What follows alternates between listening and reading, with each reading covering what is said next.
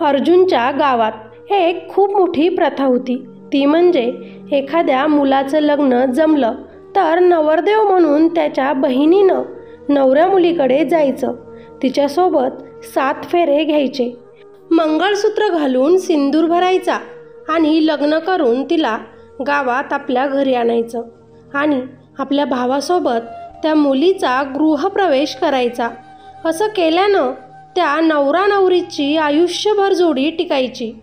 संसारात कसलीच अडचण येत नसे आणि त्यांच्यात नेहमीच खूप असं प्रेम असे. पण जर असं केलं नाही, ती प्रथा एखाद्याने मोडलीच, बहीण न पाठवता स्वतः नवरा मुलगा आपल्या लग्नाच्या ठिकाणी गेला, लग्न करून बायकोला घेऊन घरी आला, तर त्याच्या घरी यायच्या आधीच त्याचं सगळं घर उद्ध्वस्त झालेलं असायचं.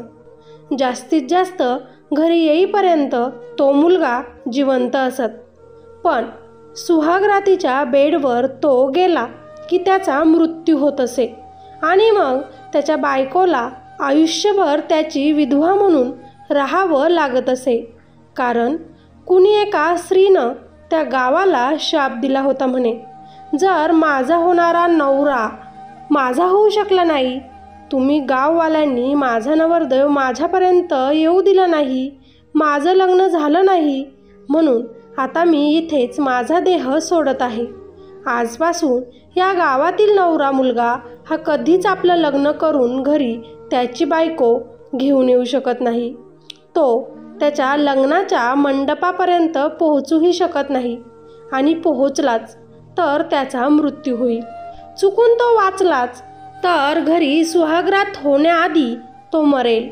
पण सगळ्या गावकऱ्यांनी त्या स्त्रीची विनवणी केली, असा शाप आमच्या गावाला देऊ नका, तळतळाट करून जाऊ नको. तेव्हा त्यावर तिनं हा बहिणीचा उपाय सांगितला होता. त्यांच्या गावात तर लोक मुली द्यायला पण आता घाबरायचे. खूप मुलं हे त्या गावात बिन लग्नाचे होते, त्यामुळे काहींना तर गावसुद्धा सोडले होते. पण जरी गाव सोडले तरी पण त्यांना तो शाप लागूच होत असे आणि तो मुलगा मृत्यू पावत असे. म्हणून गाव सोडून पण उपयोग नव्हता. प्रथा मोडली की मुलाला गमावलं असंच समजा. रमा, अर्जुनची आई, या गोष्टींना खूप घाबरत असे. तिला तिचे दोन्ही मुलं अर्जुन आणि सायली खूप प्यारे होते. त्यांच्यात तिचा खूप जीव होता, पण अर्जुन मात्र या गोष्टी मानत नव्हता. त्याचा असल्या मांडलेल्या कथेवर प्रथेवर अजिबात विश्वास नव्हता. पण आई आणि आपल्या लाडक्या बहिणीसाठी तो सगळं करत असे. पण आईने कधी लग्नाचा विषय काढला आणि या प्रथेचा उल्लेख केला की तो चिडत असे. पण आईचं आणि बहिणीचं ऐकून जेव्हा तो असं करतो तेव्हा काय अनर्थ घडतं ते आपल्याला पुढे स्टोरीमध्ये बघायचं आहे. खरंच या प्रथा अजून पण आहेत का, की दुसरंच काही आहे ते? अर्जुन एका मोठ्या कंपनीमध्ये काम करत होता. त्याला वडील नसल्यानं तो आपल्या परिवारासहित शहरात राहत होता. त्याची आई, त्याची बहीण आणि तो असे तिहेरी कुटुंब होते त्याचे. अर्जुन खूप संस्कारी होता. वडील सोडून गेले तसे सगळी जबाबदारी त्याच्या खांद्यावर येऊन पडली होती. अवघ्या 16 वर्षाचा असताना त्यानं ते गाव सोडलं होतं, आपलं शिक्षण आणि बहिणीचं शिक्षण पूर्ण करण्यासाठी. पण जरी त्यांनी गाव सोडलं होतं तरी त्याची आई गावातील रूढी परंपरा या शहरात घेऊन आली होती. आणि त्याच्या गावात एक खूप मोठी प्रथा होती, जी जर तोडली तर सगळं कुटुंब अस्तव्यस्त व्हायचं. आणि अर्जुनची आई रमा ही त्यामुळे खूपच घाबरायची. जेव्हा अर्जुनसाठी लग्नासाठी एखादं स्थळ यायचं, गावात लहानाचे मोठे झालेले अर्जुन आणि सायलीला पण ही गोष्ट माहिती होती. पण अर्जुनचा या गोष्टीवर विश्वास नव्हता. अर्जुन नेहमीच आपल्या आईला बोलत असे की तू या गोष्टी तिथेच सोडून दे, आपण आता इकडे शहरात आहे. पण त्याची आई त्याचं ऐकतच नव्हती. तुला लग्न करायचं असेल तर गावाची प्रथा मानावी लागेल, असंच त्याला म्हणत होती. सायली पण तिच्या भावाला म्हणजेच अर्जुनला म्हणायची, दादा मी आहे ना, तुझी बायको माझी होणारी वहिनी सुखरूप तुझ्यापर्यंत मी पोहोचवेल. पण अर्जुनला हे मान्यच नव्हतं. असं कसं होऊ शकतं, तो नेहमीच बोलायचा. पण त्याची आई रडून त्याला म्हणायची, अर्जुन, तुझ्या बाबांना मी गमावलं आहे. आता तुला गमावू शकत नाही बेटा. तुझ्यानंतर माझे आणि सायलीचे कसे होईल? आई रडली की त्याला वाईट वाटत असे. तो आता खूप विचार करतो आणि एका अटीवर अशा लग्नाला हो बोलतो की माझ्या होणाऱ्या बायकोला हे सगळं खरं सांगायचं. त्यांच्या घरी ही प्रथा सांगायची, कुणाला धोका देऊन मला लग्न करायचं नाही. त्याच्या आईनं ही अट मान्य केली आणि आपल्या मुलाला मुलगी शोधू लागली. बऱ्याच ठिकाणी विचारलं, पण त्याच्या गावाची ही रीत ऐकून कुणीच लग्नाला तयार होत नसे. आता त्याची आई चिंतित राहायला लागली होती. पण रोजच आपल्या मुलासाठी मुलगी बघायचे तिचे प्रयत्न हे सुरूच होते. शहरात आल्यावर अर्जुन दिवसभर कामावर असायचा, तर सायली कॉलेजमध्ये. रमाला घरी राहून खूप एकटं वाटायचं. ना कुणाची ओळख होती तिची, तर नाही कुणी मैत्रीण. म्हणून त्यांनी आपला छोटा मसाल्यांचा पापडचा व्यवसाय अर्जुनला विचारूनच सुरू केला होता. आणि थोड्याच दिवसात त्यांच्या मसाल्याची विक्री होऊ लागली होती आणि त्यांचा व्यवसाय पण चालू झाला. आणि मग त्यामुळेच त्यांचे कॉन्टॅक्ट पण वाढले. त्यातच रमाला कल्पना भेटली आणि मग त्या दोघी मैत्रिणी झाल्या, त्या पण चांगल्या. आता कल्पना अधूनमधून रमाकडे येत असे आणि रमाचे दोन्हीही मुलं अर्जुन आणि सायली किती संस्कारी आहेत, चांगले आहेत हे कल्पनाला आता समजून चुकलं होतं. तेव्हाच रमाने तिच्याकडे अर्जुनसाठी मुलीचा विषय घेतला आणि मुलाची काय अट आहे, गावाची काय प्रथा आहे हे सगळं काही सांगितलं. आधी तर कल्पना खुश झाली होती, पण प्रथा ऐकून ती पण शांत झाली आणि असेल मुलगी तर सांगते असं बोलून ती तिच्या घरी निघाली. पण कल्पना मनात विचार करू लागली, मुलगा जॉब करतोय, स्वतःची अशी व्यवसायाची लाईन बसली आहे रमाची, स्वतःचं इतकं मोठं घर गाडी आहे त्यांचं, त्यातली त्यात गावाकडे जमीन पण आहे, त्यातली त्यात अर्जुन किती चांगला मुलगा आहे आणि किती संस्कारी. जर आपल्या मुलीला या लग्नासाठी विचारलं तर? कल्पना आता खूप खोलवर विचार करत होती. तशीच ती घरी पोहोचली. कल्पना या विषयावर आपल्या नवऱ्यासोबतही बोलते. नवऱ्याला सगळं काही आवडतं, पण शेवटी जेव्हा प्रथा ऐकतो तेव्हा तो नाही, नको, आपली मयुरी नाही म्हणेल असंच सांगतो. मयुरी कल्पना आणि राकेशची एकुलती एक मुलगी. तसा एक भाऊ पण होता तिला, पण ही लाडकी बाहुली होती त्यांची. खूप लाडाकोडात तिला वाढवलं होतं त्यांनी. प्रत्येक गोष्टींची वेळीच शिकवण दिली होती. आणि मयुरी पण अशी होती की जे एकदा डोक्यात घेतलं की तेच तिच्यासाठी सगळं काही असे. मयुरी राशी भविष्य जास्तच मानत असे. भाग्यावर तिचा फार मोठा विश्वास होता. जे तिचं आहे ते फक्त तिचंच आहे आणि जे तिला आवडलं तर ते फक्त तिचं असे, बाकी कुणाला ते ती देत नसे. आणि आईनं समजवलंच कधी तर ती बोलायची, तूच तर लहान असताना बोलली होती की कशाचं काय महत्त्व आहे ते. मग काय, आई पण शांत बसे. आता मयुरी 19 वर्षांची झाली होती. बरीच समज तिला होती. एक दिवस कल्पनाने मयुरीला अर्जुनबद्दल सांगितलं. लग्नाचा विषय घेतला. मयुरी आधी लाजली. आपल्या आईला ती लग्नाचा महत्त्व पण सांगू लागली. 7 वचन 7 फेरे जे काही आधीच आईला डोकं लावून तिनं विचारून ठेवलं होतं ते आता तिला सगळं काही आठवत होतं. पण कल्पना तिची आई तिला बोलली, बेटा अर्जुनसोबतच तुझं लग्न होईल, पण नवरदेव म्हणून त्याची बहीण आपल्या घरी येईल आणि तुझ्यासोबत लग्न करून अर्जुनकडे तुला घेऊन जाईल. आता मयुरी उठते आणि साफ नकार देते, मी असं करू शकत नाही. ज्याच्यासोबत लग्न होईल तोच माझा पार्टनर. मी नाही मानत अशा प्रथा. नकार देऊन टाक त्यांना. मयुरी आईवर चिडून तिथून निघून जाते. पण कल्पना आपल्या नवऱ्याला बोलते, ती लहान आहे, तिला काय कळतं इतकं, आपण तिला दबाव टाकू, बरोबर करेल लग्न, इतक्या मोठ्या घराची सून होईल ती. आता कल्पना आपल्या मैत्रीण रमाला फोन करते आणि आपल्या घरी बोलवते. रमा आपली मुलगी सायलीला घेऊन कल्पनाच्या घरी जाते आणि कल्पना आपली मुलगी मयुरीला बोलवते, ओळख करून देते. मयुरीला सायली खूप आवडली होती. मयुरी आता सगळ्यांशी बोलून तिथून निघून जाते. तोच रमाला कल्पना मयुरी आणि अर्जुनच्या लग्नाबद्दल बोलते. रमाच्या तर आनंदाला पारावरच उरत नाही. माझ्या तोंडातलं बोलली बघ तू कल्पना. मला पण खूप दिवसांपासून हेच वाटत होतं, पण गावाची प्रथा तुझी मुलगी समजून घेईल की नाही समजत नव्हतं. म्हणून मग मी विषय नाही काढला. तुम्ही मयुरीसोबत बोलून घ्या, ती काय बोलते ते बघा, म्हणजे मग आपण विषय पुढे नेऊ. तेव्हा कल्पना बोलते. ती नाही म्हणते आहे, पण मी तिला समजवलं की ती समजेल.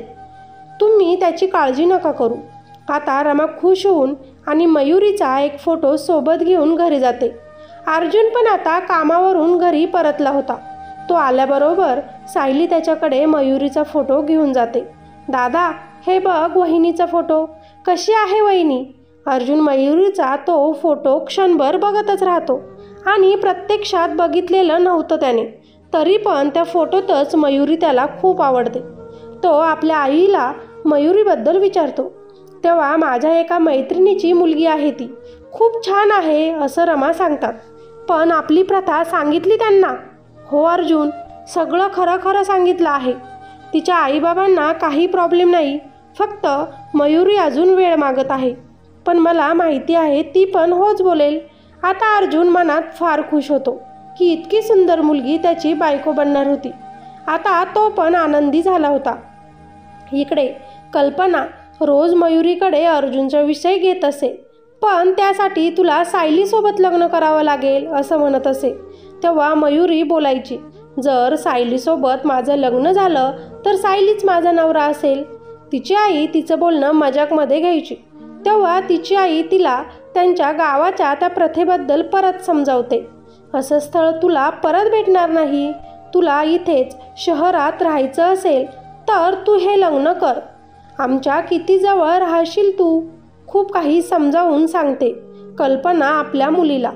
पण तरीही मयुरी नाही नकोच करते.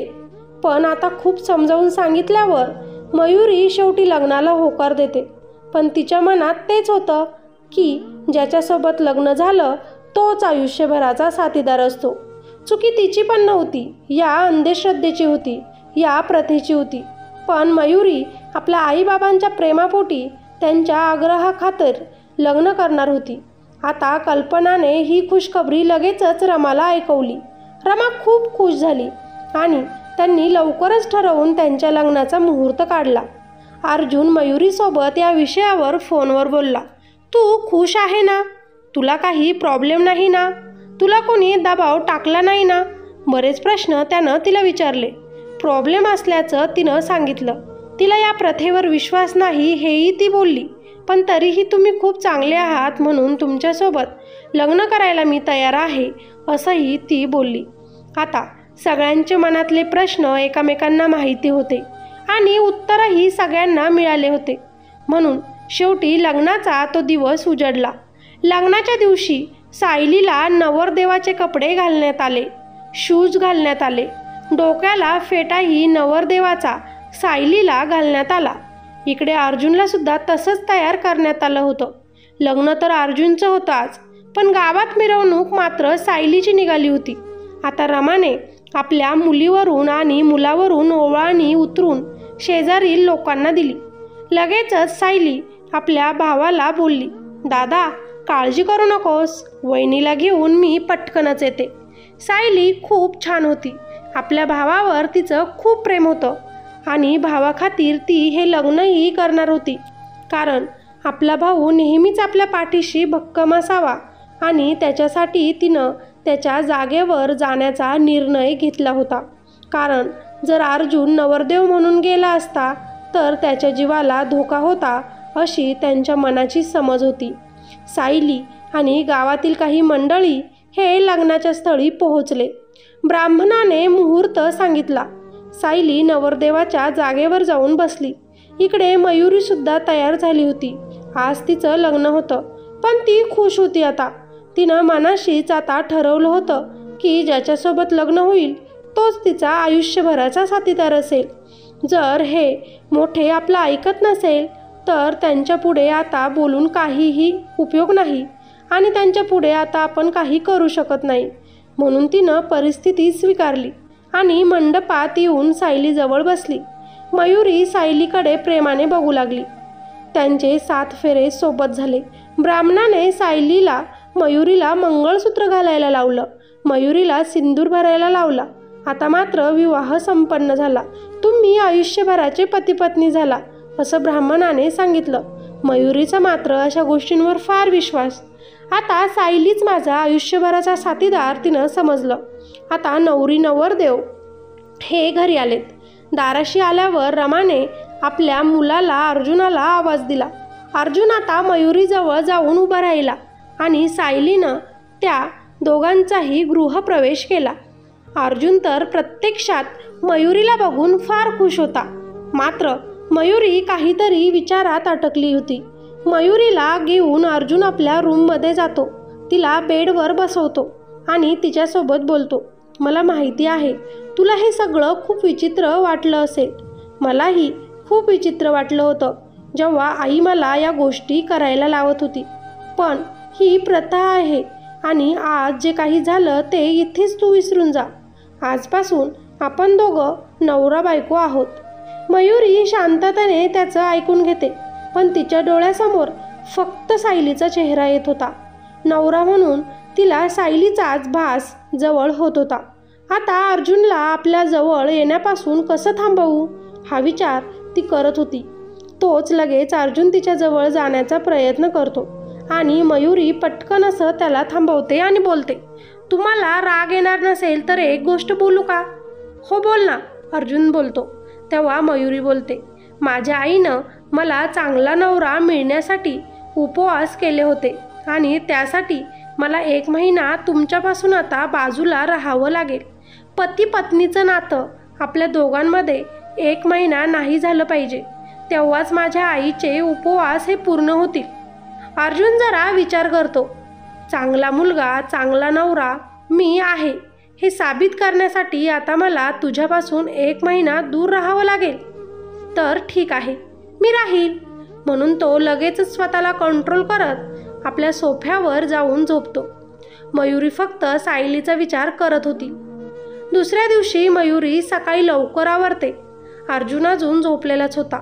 त्याच्याबद्दल तिच्या मनात काहीच प्रेम नव्हतं. माझा नवरा तर सायलीच आहे असंच ती म्हणायची. आता मयुरी पटकन सायलीच्या रूममध्ये जाते. सायलीचा रूम खूप अस्तव्यस्त पडला होता. गेल्याबरोबर मयुरी सायलीचा रूम पूर्ण आवरते. सायलीसुद्धा खूप खुश होते की वहिनीनं आपला रूम इतका सुंदर आवरून दिला. इकडे रमा काहीतरी कामानिमित्त अर्जुनच्या रूमकडे येतात. अर्जुनला असं सोफ्यावर एकटा झोपलेला बघून त्या घाबरतात आणि अर्जुनला उठवून त्याला विचारतात की तू इथे का झोपला आहेस आणि मयुरी कुठे गेली? तेव्हा अर्जुन रात्री जे काही घडलं ते आपल्या आईला सांगतो.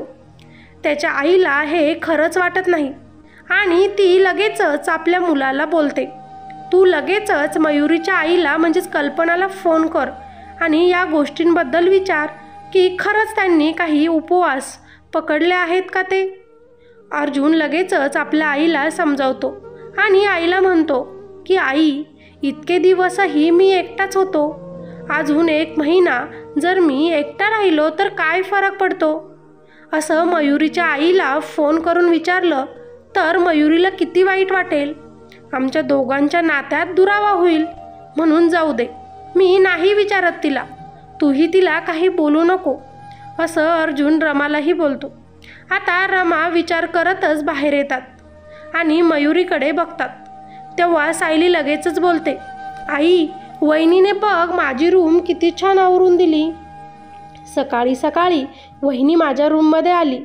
तेव्हा रमा लगेचच बोलतात, अगं मयुरी, सायली तुझी नणंद आहे, अर्जुन तुझा नवरा आहे, म्हणून अर्जुनची रूम तू अगोदर आवरायला पाहिजे होती. तेव्हा मयुरी बोलते, आता हे घर पूर्ण माझंच तर आहे, म्हणून एक एक करून सगळ्यांचीच रूम मी आवरेल. आता रमा मयुरीला बोलतात, आज तुला काहीतरी खाण्यामध्ये गोड बनवावं लागेल, कारण अर्जुनला गोड खूप आवडतं. मयुरी लगेचच विचारते, आणि सायलीला काय आवडतं? रमा बोलते, आज तुला तुझ्या नवऱ्याच्या पसंतीचं जेवण बनवायचं आहे, सायलीच्या नाही. तेव्हा मयुरी बोलते, सगळ्यांच्याच पसंतीचं मी जेवण बनवेल, तुम्ही फक्त मला सांगा कुणाला काय आवडतं. सायलीला बाहेरचं चायनीज आणि चटपटी खाणं आवडतं, पण माझ्या अर्जुनला मात्र घरचं जेवण आवडतं, तेही अगदी गोड. आता डायनिंगवर बसून सगळे नाश्ता जेवणची वाट बघत होते. सायली आपल्या भावाला मजाकमध्येच चिडवत होती, आज वहिनी तुझ्यासाठी काहीतरी गोड बनवणार. पण मयुरी सगळं जेवण हे सायलीच्या पसंतीचंच बनवते, तेही एकदम चटपटी. अर्जुन आणि सायलीला जास्त काही वाटलं नाही, पण तिची हरकत बघून मात्र रमाच्या डोक्यात प्रश्न येऊ लागले. ही मयुरी असं का करत आहे? ती अर्जुनपेक्षा सायलीला जास्त महत्त्व का देत आहे? आणि इकडे मयुरी मनातच विचार करत होती की मी कधी एकदा सायलीला माझ्या जवळ करेल. आम्ही दोघं आता आयुष्यभर असेच सोबत राहू. पण तेवढ्यातच तिला कळतं की सायलीचा आधीच कुठेतरी लग्न ठरलेलं आहे. आता लवकरच तिचा साखरपुडासुद्धा आहे. आता मयुरीला ही गोष्ट पटत नाही. हे कसं शक्य आहे? सायली तर माझ्यासोबत लग्न करून लग्नबंधनात अडकली आहे, मग ती दुसऱ्यासोबत कसं काय लग्न करू शकते? हाच विचार आता तिच्या मनात सुरू असतो. सायलीचे लग्न गौरव या मुलासोबत ठरलं होतं आणि एक दिवस अचानकच गौरव आणि त्याची आई घरी आले होते. गौरव आणि सायलीला सोबत बघून मयुरीचा जीव कसा तरीच होत होता. ती सायलीला दुसऱ्यासोबत बघूच शकत नव्हती. सायली फक्त माझी आहे हाच विचार ती करत होती. अर्जुनच्या आईच्या डोळ्यांना सगळं काही दिसत होतं. मयुरी कशी वागत होती, सायलीला कशी प्रेमाने ट्रीट करत होती, अर्जुनला कसं आपल्यापासून दूर ठेवत होती. म्हणून तिच्या मनामध्ये सारखं मयुरीबद्दल येत होतं आणि म्हणूनच अर्जुनला तिनं सांगितलं की तू मयुरीला तुझ्या प्रेमात अडकव, तिच्यासोबत राहा, तिला घेऊन बाहेर फिरायला जा.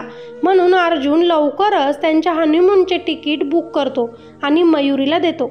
आता फक्त तुझी ही रसम पूर्ण व्हायला 15 दिवस बाकी आहेत. म्हणजे 15 दिवसांनी आपण दोघेही एक होऊ शकतो आणि बाहेर फिरायलाही जाणार आहोत, हे विसरू नको असं तिला सांगतो. पण मयुरीला त्याचा काहीच आनंद वाटत नाही. तिला फक्त सायलीसोबत राहण्यात आनंद मिळत होता. म्हणून ती घरात कुणी नसताना सायलीच्या रूममध्ये जात असे, तिच्या बेडवर झोपत असे, तिच्या कपड्यांना हात लावत असे. तिच्या मनातील पूर्ण फिलिंग आता फक्त सायलीसाठीच होत्या, कारण ती सायलीला तिचा जीवनसाथी म्हणत होती. ज्या दिवशी ती सायलीच्या कपड्यांना असा हात लावताना रमाने तिला बघितलं, तेव्हा रमा मयुरीला ओरडल्या, तू इथे काय करत आहेस? अर्जुनकडे तुला जाता येत नाही का? तो तुझा नवरा आहे. तिकडून माझं काम आवरून आले मी, म्हणून सायलीचा रूम आवरावा म्हणून इथे आले. रमाला मयुरीचं लक्षणं ठीक वाटत नव्हतं, म्हणून सायलीचं लवकरच लग्न करून देऊ असं त्या ठरवतात आणि दुसऱ्याच दिवशी तिचा साखरपुडा ठेवतात. ही गोष्ट मयुरीला सहन होत नाही. ती एका ठिकाणी फोन लावते आणि काहीतरी सांगते आणि मनाशीच बोलते की आता कसा तुमचा साखरपुडा होईल हेच मी बघते. सायली, तुम्ही फक्त माझ्याच आहात, मी तुम्हाला आता दुसऱ्या कुणाचंच होऊ देणार नाही, हे ती मनाशी पक्क ठरवते.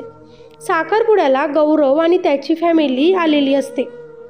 साखरपुडा सुरू होणार होता की गौरवला एक फोन येतो, तू हा साखरपुडा करू नको, ती मुलगी चांगली नाही, ती माझी गर्लफ्रेंड आहे, जर तू तिच्यासोबत साखरपुडा केला तर तुझं काही खरं नाही.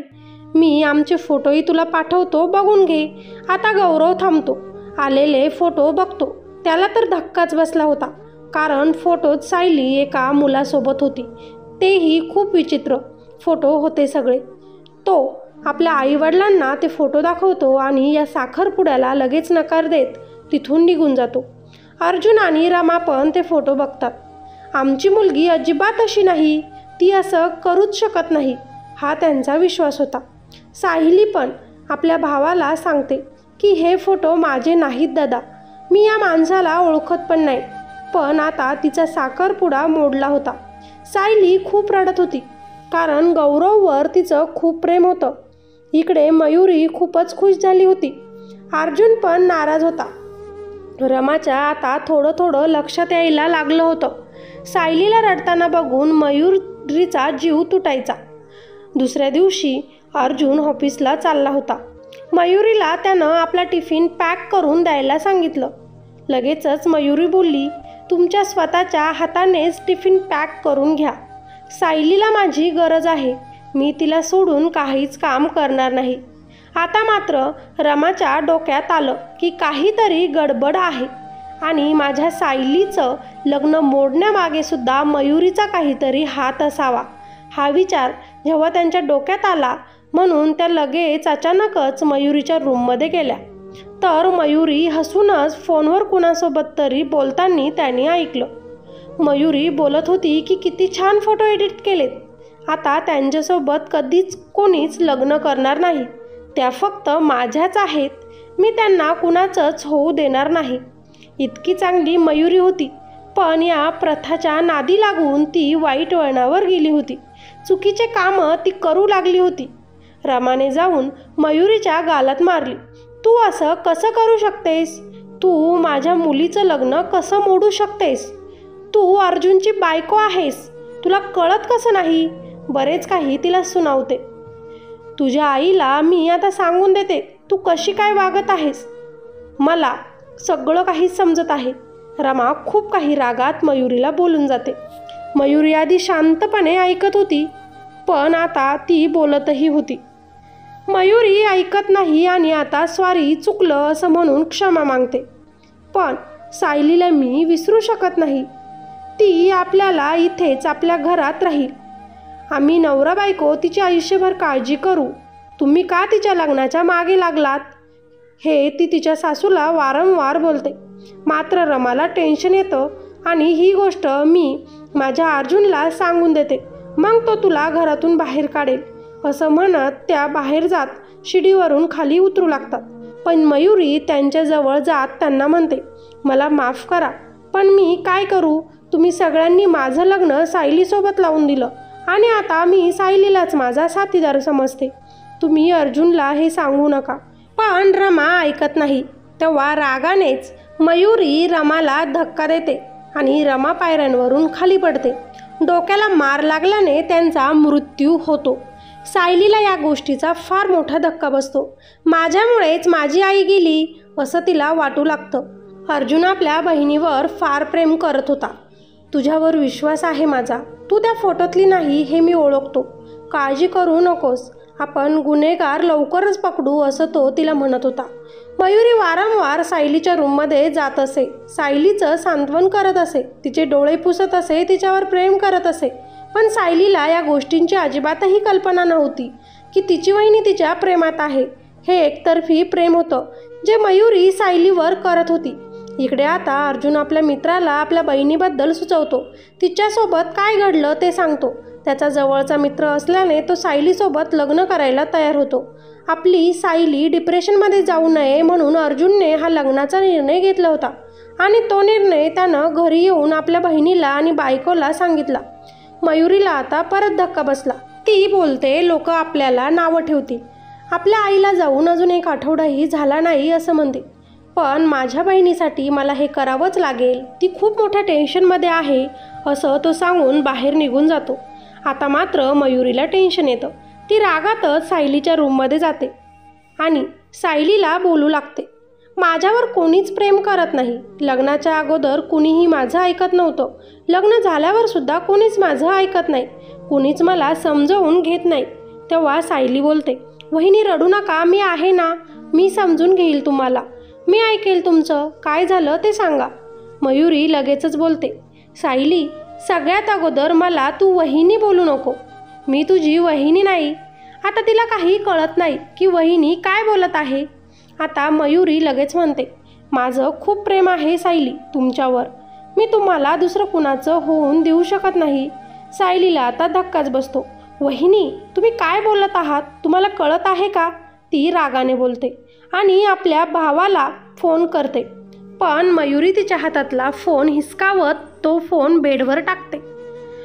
कुणालाच फोन करू नकोस. तू माझी आणि मी तुझी आहे. आपण दोघं नवरा बायको आहोत. आपलं लग्न झालं आहे. माझ्याशी लग्न झालेलं असताना तू दुसऱ्या मुलासोबत कसं काय लग्न करू शकतेस? मी हे कधीच होऊ देऊ शकणार नाही. म्हणूनच त्या दिवशी तुझ्यासोबत ते फोटो बनवून घेतले. तेव्हा सायली बोलते, म्हणजे तुम्ही त्या दिवशी सगळं काही केलं तर? सायली आता रडायला लागते. तुम्ही रडू नका. मी आहे ना. म्हणत मयुरी तिचे डोळे पुसायला समोर जाते. तेव्हा सायली मयुरीला तिच्यापासून दूर ढकलते.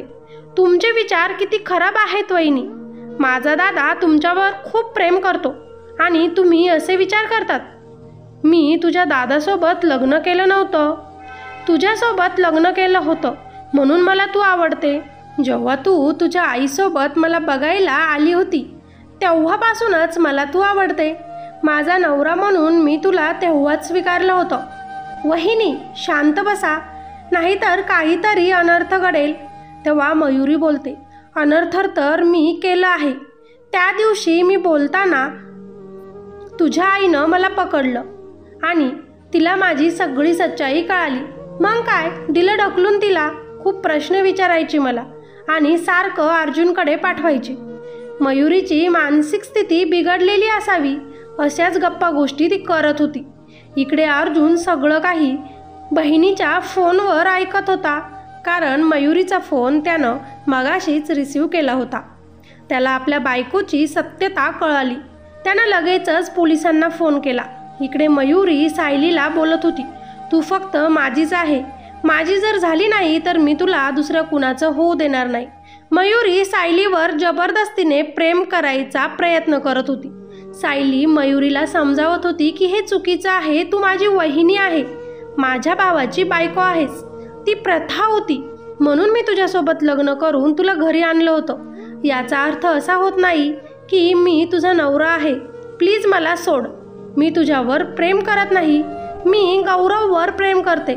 गौरवचं नाव ऐकून आता मयुरी परत चिडते आणि सायलीला बोलते, सायली तुम्हाला किती समजावलं की तुम्ही फक्त माझ्याच आहात, तरीही तुम्ही ऐकायला अजिबात तयार नाही. आता तुम्हालाही तुमच्या आईकडे पाठवण्याची वेळ आली. मनात सायलीचा गळा दाबते. तिला मारण्याचा ती प्रयत्न करत होतीच की अर्जुन तिथे पोहोचतो आणि आपल्या बहिणीला तिच्यापासून बाजूला करतो आणि मयुरीला दूर लोटतो. मयुरीला तर काही सुचतच नव्हतं की तिच्यासोबत असं काय होत होतं. अर्जुन मी काही केलं नाही, ती बोलत होती. आमचं तर लग्न झालं आहे, आमचे तर 7 फेरे झाले आहेत. तिनं मला मंगळसूत्र घातलं आहे, ती माझी आहे असं म्हणत असते ती फक्त. इतक्यात तिथे पोलीस येतात आणि मयुरीला घेऊन पोलीस स्टेशनमध्ये जातात. अर्जुन आणि सायली दोघंही रडतात. तेव्हा अर्जुन आपल्या सायलीला जवळ घेत बोलतो, ही कोणती प्रथा ऐकली आपण आणि आपल्या घराचं वाटोळं करून घेतलं. जर कुणाचं ऐकलं नसतं तर आज आपली आई जिवंत असती, माझी बायको माझ्याजवळ माझ्या घरात असती आणि तुझंही लग्न गौरवसोबत झालेलं असतं. दोघंही आता शांत होऊन एकमेकांच्या मिठीत रडतात. तोच गौरव आणि त्याची फॅमिलीसुद्धा तिथे येते. गौरवचं पण सायलीवर प्रेम होतं म्हणून त्यानं पोलिसांची मदत घेऊन आलेला फोन आणि सायलीच्या त्या फोटोंचा तपास केला आणि तेव्हा गौरवच्या लक्षात आलं की सायलीला कुणीतरी बदनाम करत आहे. ती चांगली मुलगी आहे आणि पूर्ण चौकशी केल्यावर समजलं की अर्जुनची बायको सायलीच्या वहिनीनं हे काम करायचे पैसे दिले होते आणि म्हणूनच गौरव आज परत एकदा सायलीच्या सोबत राहायचा विचार करून आपल्या आईबाबांना मनावून तिथे घेऊन आला होता. आणि आल्याबरोबरच तो अर्जुनला त्याची क्षमा मागतो. आम्हाला सत्य काय आहे ते कळालेलं आहे, आम्हाला माफ करा असं तो त्यांना म्हणतो. आणि म्हणून ते सायलीचा हात परत एकदा स्वीकारतात आणि तिच्यासोबत लग्न करायला तयार होतात. सायलीचा जीव तिच्या भावात असतो आणि हे सगळं आमच्या गावाच्या त्या प्रथेमुळे झालं हा विचार करून ती प्रथा गावात बंद झाली पाहिजे म्हणून ती आता कोर्टमध्ये अर्ज करते. गावातील त्या प्रथेमुळे आज मी माझी आई गमावली असंही ती सांगते. सगळी मोहीम आता सुरू होते. लग्न करून बघितलं जातं. मुलाला नवरदेव म्हणून मुलीकडे मंडपात घेऊन जाण्यात येतं, पण असं त्यांच्या जीवाला धोका आहे, तो मृत्यू पडतो असं काहीच घडत नाही म्हणून सगळ्या गावकऱ्यांना सांगण्यात येतं. ती प्रथा बंद करण्यात येते आणि जर कुणी असं केलं तर त्याला दंड होईल असंही सांगण्यात येतं. आणि गावकऱ्यांच्या समाधानासाठी त्या गावात पहिलं लग्न हा अर्जुन करतो. स्वतः नवरदेव बनून मुलगी गावात घेऊन येतो, तिच्यासोबत राहतो. पण तो ठीक आहे, त्याला काहीही झालेलं नाही बघून त्या गावातील लोक आता आपल्या मुलाचं लग्न करायला तयार होतात. मुलं स्वतः जाऊन लग्न करून मुलगी घेऊन येतात आणि कुणाला पण काहीच होत नाही. ती फक्त एक अंधश्रद्धा होती जी जुन्या पिढीकडून पुढे तशीच चालू राहिली होती. कुणीतरी मनाने गोष्ट सांगितली आणि लोक पण तसेच करू लागले की हो, तसं खरंच होत असे. पण अर्जुनने ते साबित केलं की असं काहीच होत नाही आणि आज तो सुखी संसार करत आहे आणि त्याची बहीण पण गौरवसोबत सुखी आहे. मित्र आणि मैत्रिणींनो, या गोष्टीचं तात्पर्य, काही गोष्टींवर विश्वास ठेवा पण डोळे झाकून ठेवू नका, आंधळा विश्वास ठेवू नका. ज्या रात्री मयुरीने अर्जुनला आपल्यापासून दूर ठेवलं तेव्हाच अर्जुनने त्याच्या सासूला फोन करून त्या उपवासाबद्दल विचारायला हवं होतं. म्हणजे खरं काय आहे ते त्याला कळालं असतं आणि ही स्टोरी पुढे गेलीच नसती. पण त्यानं आपल्या बायकोवर विश्वास ठेवून तिला 1 महिना आपल्यापासून दूर ठेवलं आणि त्या दिवसात मयुरी पूर्णपणे सायलीला स्वतःचं समजू लागली. कारण मयुरीने नवरा समजून सायलीसोबत लग्न केलं होतं. ती प्रथा मानत नव्हती, पण ब्राह्मणावर, मंत्रांवर तिचा विश्वास होता म्हणून ती सायलीलाच आपला नवरा मानत होती. घरच्यांनी आपल्या मुलांवर लग्नासाठी दबाव देऊ नये. मुलं म्हणत नसेल तर त्यांचं बळजबरीनं लग्न करून देऊ नये. अंधश्रद्धेवर जास्त विश्वास ठेवू नये, नाहीतर अशा काही घटना घडतात. चला तर मग, ही कथा आवडल्यास लाईक नक्की करा. आपल्या चॅनलवर नवीन असाल तर सबस्क्राईब करायला अजिबात विसरू नका, अशाच नवीन कथा ऐकण्यासाठी. चला तर मग, धन्यवाद.